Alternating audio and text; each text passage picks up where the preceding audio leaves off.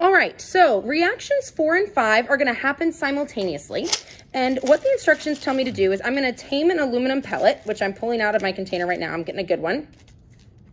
This is pure aluminum, kind of like aluminum foil would be, just crunched up into a pellet, okay?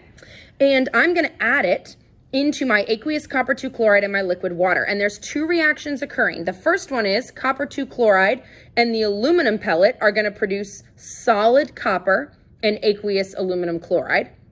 And in the other reaction, the aluminum pellet is going to react with the aqueous hydrochloric acid and form hydrogen gas and aqueous aluminum chloride. Now, the important thing to remember is these are going to be happening simultaneously, and you're going to see different observations. Make sure you connect those observations to the correct reaction, because you might see something and it might be just the result of or the product of one of those reactions, not both. So make sure you're really careful about that.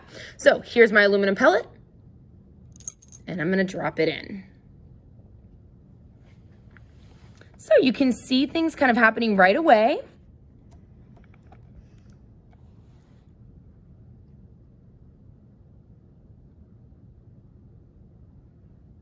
So there should be several observations that you're seeing. And go ahead and jot those down as you're watching.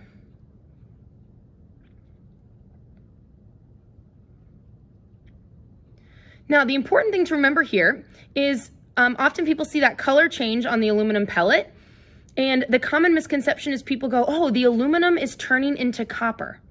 And that's not what's happening here. The reaction here is that the aluminum is a single displacement reaction, so it is going into solution and essentially kicking out the copper. So it's replacing the copper in solution. It's called a single displacement or a single replacement reaction.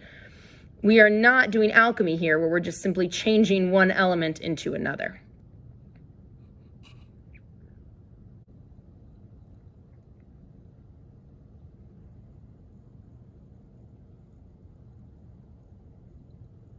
And that's reactions 4 and 5.